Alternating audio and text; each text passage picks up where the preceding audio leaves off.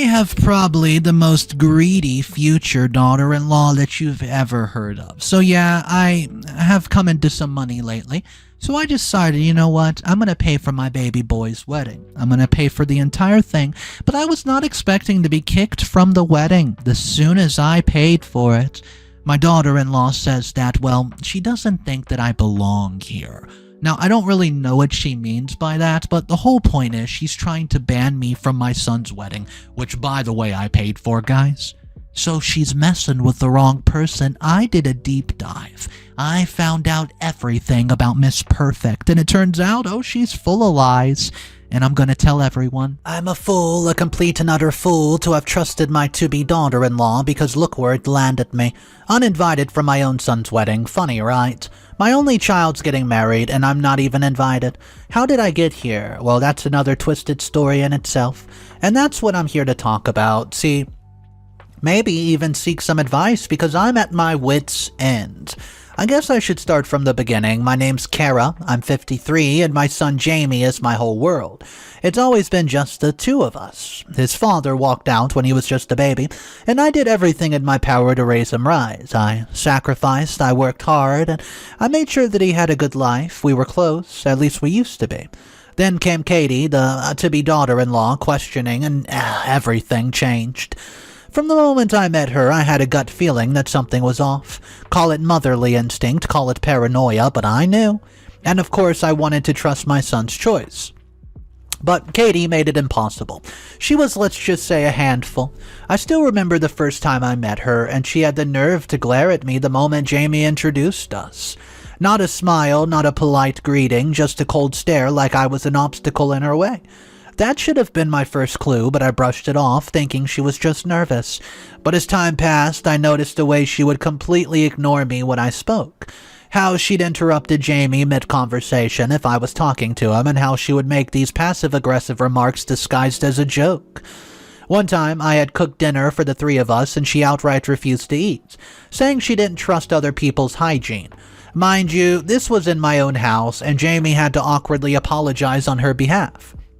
She had this way of making everything about herself. If Jamie and I planned a dinner, she suddenly had an emergency and needed him to ditch me. If I tried to talk to Jamie about literally anything, she would find a way to twist it so that I was somehow attacking her. She once threw a full tantrum. Yes, a 33-year-old woman throwing a tantrum because I gave Jamie a framed picture of the two of us on his birthday. Apparently it was disrespectful to their relationship. Give me a break. And that's just scratching the surface, to be honest with you. There were arguments between us, a lot of them, and every time she would twist things so that Jamie saw me as the bad guy. Slowly but surely, she drove a wedge between us, and the worst part was, he let her. My son, my sweet boy, who I raised, started pulling away from me because this woman convinced him I was trying to ruin his relationship. So yeah, it's safe to say my relationship with Jamie has not really been the best for a while now, but then things changed. 2 months ago, Jamie proposed to Katie and they got engaged. I wasn't exactly thrilled, but I kept my mouth shut because at the end of the day, it's his life. Then something unexpected happened. At the engagement party, Katie suddenly started being nice to me. I mean, like really nice, like compliments, small talk, actually making an effort to include me.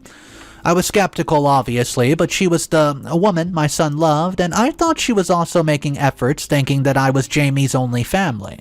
She even pulled me aside one night, teary-eyed, and told me that she wanted us to have a fresh start. Well, she apologized for the past and said she was overwhelmed before, but truly wanted me in their life now. So against my better judgment, I decided to give her a chance, thinking this might get me close to my son again. Well, things started looking up. We weren't best friends or anything, but at least there wasn't hostility. She would text me sometimes asking for advice about wedding stuff, and even invited me to a few dress fittings, and she even let me pick out a sentimental locket for her to wear on the wedding day. Well, one that had Jamie's baby picture inside. I thought maybe she's finally realized that I'm not the enemy. Turns out I was the biggest fool on the planet. 2 days ago, Katie called me, sounding stressed, and she told me they were struggling with the wedding funds and that Jamie was devastated because they could not afford the venue he really wanted. Now, let me be clear. I was saving up for a new car. My current one's barely hanging on, and I desperately need a replacement. But when Katie told me how much this venue meant to Jamie, well, I threw all caution to the wind and got swayed by emotions. You know, after all, this was my only child. If helping him meant postponing my new car, then so be it. She even sent me a video of Jamie standing in front of the venue looking sad. You know what? That did it for me. So I took out my savings and paid for the venue. I didn't tell Jamie this was supposed to be his surprise wedding gift, and the amount was non-refundable, but I didn't really mind. It was for my son, right? Wrong, because this was the biggest mistake of my life, and here's how. Today, I called Katie to ask if she needed any further help with the wedding preparation. And you know what she said? It doesn't seem right to take help from someone who's not even invited, so no thank you. I laughed, actually, thinking she was joking, but no, she was dead serious, so I asked her to clarify, and that's when the truth hit me like a darn truck. She told me point blank I was not invited to the wedding, and that I was an old, ugly person who had been an embarrassment at their own little classy event. I could not even respond. I was in the middle of the grocery store, frozen in place, gripping my phone so hard I thought it would shatter. People around me were giving me weird looks as I tried to process what I just heard. How does a person even respond to something like that? I felt like I was being punched in the gut. I don't even remember how I got home. Well, let me tell you, I've never felt so betrayed in my life. The whole thing was clear as glass. This woman who had spent months pretending to make amends had only been buttering me up to get what she wanted. She got her perfect venue, and now I was being tossed aside like garbage. And Jamie, oh, he has no idea. That's when I snap. I wasn't just going to sit there like a fool while this woman walked all over me. I drove straight to their wedding planning office and demanded to see the contact. My name wasn't anywhere on the paper, meaning Katie made sure Jamie never knew I was paying for the venue. That's when I realized this was proof.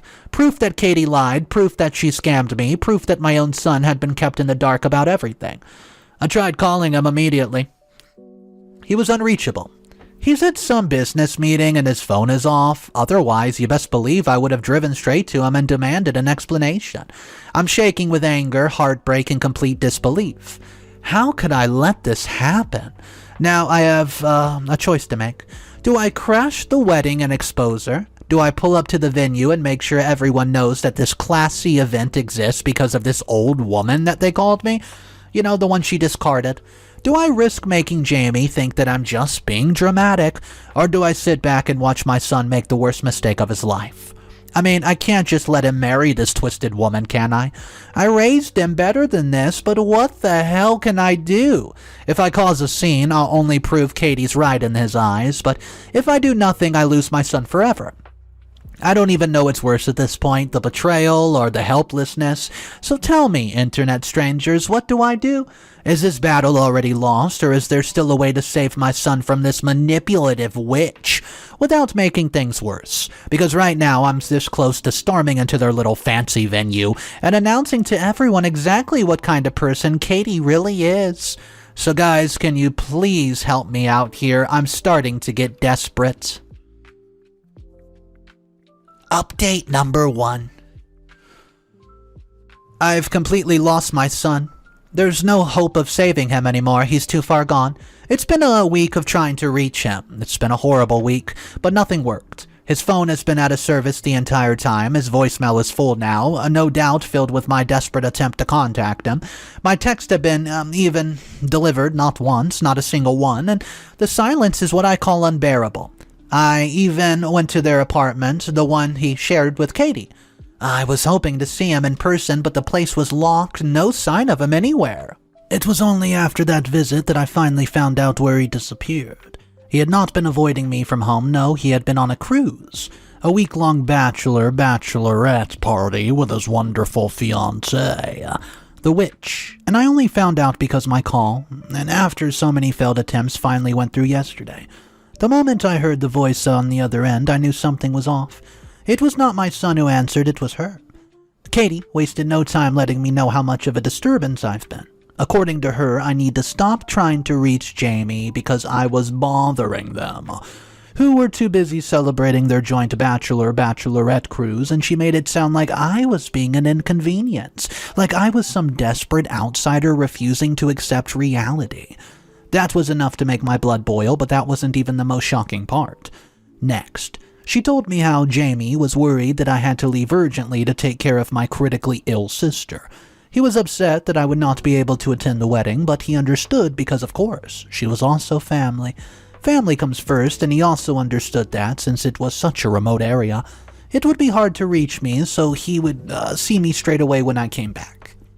Well, the lies this witch has been spewing to keep my son away from me just so he would not question my absence or the fact that his own mother isn't even invited to his darn wedding. The lies were so absurd that for a moment I could not process it. This was just manipulation. This was calculated, premeditated moves to erase me. She had not only lied to him, but also made sure that I had no way of reaching him to correct it. The phone call was cut off right after that, and she had said her piece, made sure I knew exactly what she had done and laughed about it, and then cut me off again, back to square one with no way to reach him. It's terrifying how easily she's managed to twist everything. Jamie is just choosing her. He doesn't even realize there's a choice to make. Every bridge back to me has been systematically burned, and he has not even noticed the fire. This is no longer about simple differences or clashing personalities. This is a full-blown isolation tactic, and she wants me gone, and she has succeeded. Now I'm sitting here wondering if there was even a point in fighting anymore.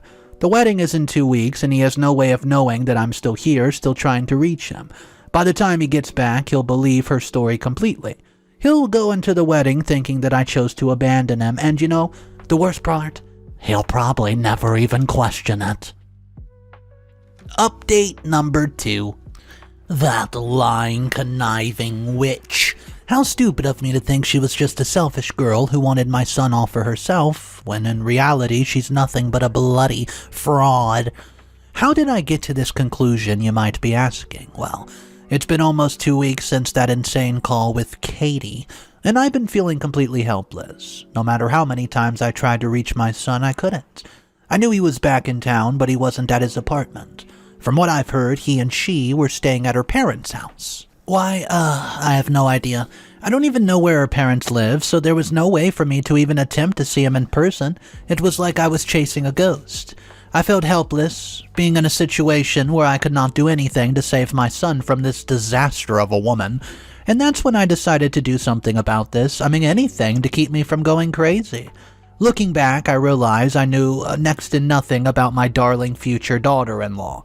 I have no clue about her past, her history, who she really was, beyond their manipulation, their controlling nightmare I experienced firsthand. So I did what any desperate, determined mother would do. I started digging, hoping to find something, anything that might help me to gain control of the situation. At first I hit dead end after dead end. I mean, nothing concrete, nothing that could give me any leverage to break through the iron grip that she had on my boy. And that's when I decided to reach out to an old friend, a retired police officer. He told me there wasn't much that he could do officially, but he could take a look to see if, well, there were any past records on her. And that's when we hit the jackpot. Guess what we found? Records of multiple divorces, all rich men, all ending in hefty alimony, and there was a pattern, a clear, undeniable pattern. One short marriage after another, just long enough to secure financial benefits, then a quick, clean break. And now my son was about to become her next victim. The worst part? I knew without a shadow of a doubt that he had no idea that she had been married before. I dug deeper and the picture became clear. This wasn't some young woman who had just been unlucky. No, this was intentional calculation. I mean, it was a career built on manipulating men, securing a wedding ring and cashing out. And my son, my sweet trusting son, was about to walk straight into it, completely blind. I felt sick. All this time I had thought that she was just a controlling, possessive woman who wanted to isolate my son and keep him all to herself. I thought she was just selfish and manipulative, but this was worse. So much worse. She didn't love him. She wasn't even interested in him beyond what she could, take from him. She was going to marry him, drain him dry, and disappear, and I have proof now. With the wedding less than 24 hours away, I'm running out of time. I tried calling Jamie, nothing. I even went to their old apartment one last time, hoping maybe he had gone back there, but it was empty. It was like screaming into a void with no other option, and I made one final desperate move. I sent everything I had, the proof, the recordings, everything to Jamie's phone. I even mailed the same to his best man, and now I wait. It's been over an hour, no response, no calls, no messages, nothing. Did he even see it, or did she get his phone first? If she saw those messages before he did, I know what she would do. She would remove all those messages, those pieces of evidence from existence before Jamie could even see them. Well, I can't let that happen. I'm honestly losing my mind here thinking about it, like what do I do? The wedding's tomorrow. If I don't get a response soon, should I just show up? Should I stand up in front of everyone and confront him in person? Or is it already too late? Update number 3. So today was supposed to be the wedding, except it turned into a complete disaster. A failed attempt at a wedding, if you will, and guess what? I just got back from the venue a few hours ago. Yes, I was not invited. Yes, I crashed the wedding. But honestly, did anybody really think I was going to sit at home twiddling my thumbs while my son got legally trapped by a scammer? Not a chance, so I went. Not to make a scene, not to cause drama, but to do whatever I could to stop this marriage from happening, to save my son.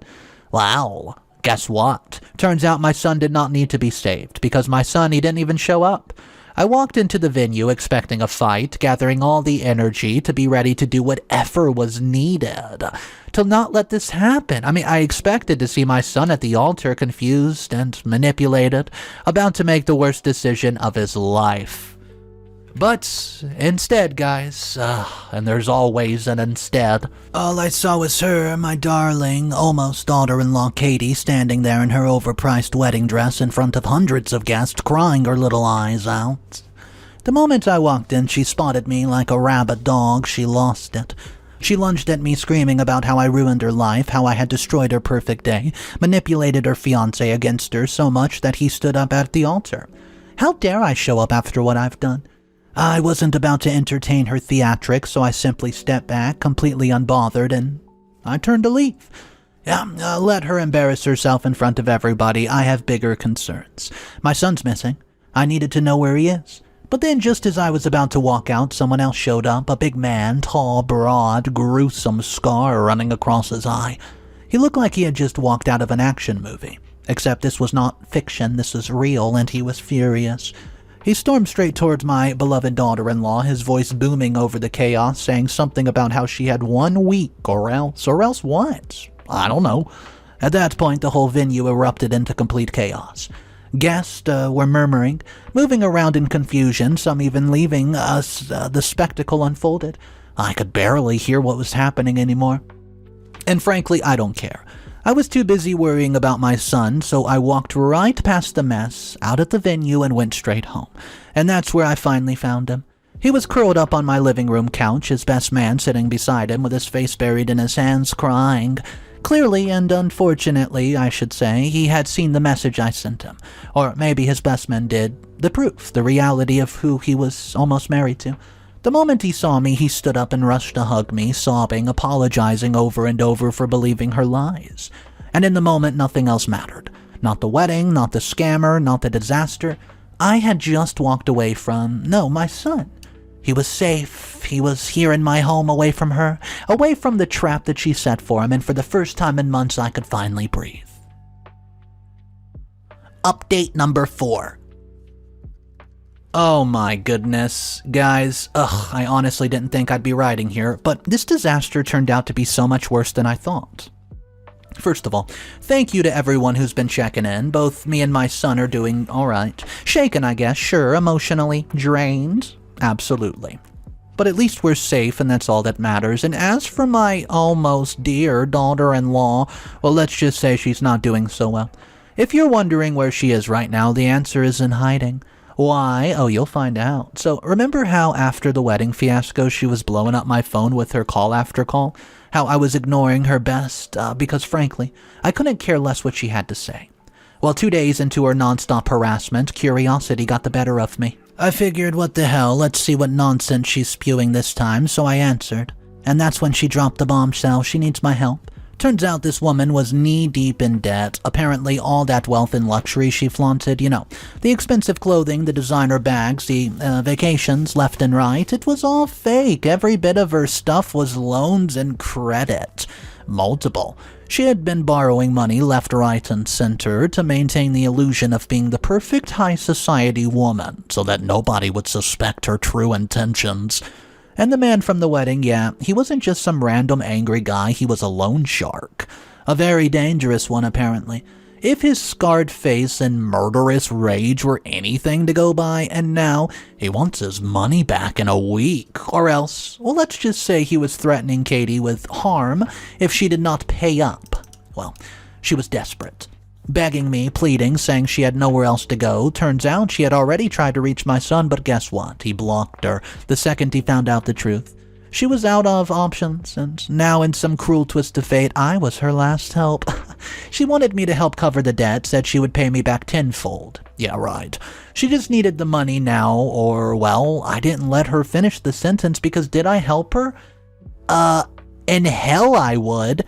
I laughed. I just told her she could rot, and then I blocked her. That was the last time I heard from her directly, but the drama was not over. A few days go by. Word gets around town that she's been spotted in some dingy motel on the outskirts of the city, probably laying low, trying to figure out her next move, and after that, boom, she's gone. Completely off the radar, vanished, the loan shark still hunting her. And me, I could care less, really. I have my son back, and that's really all that matters.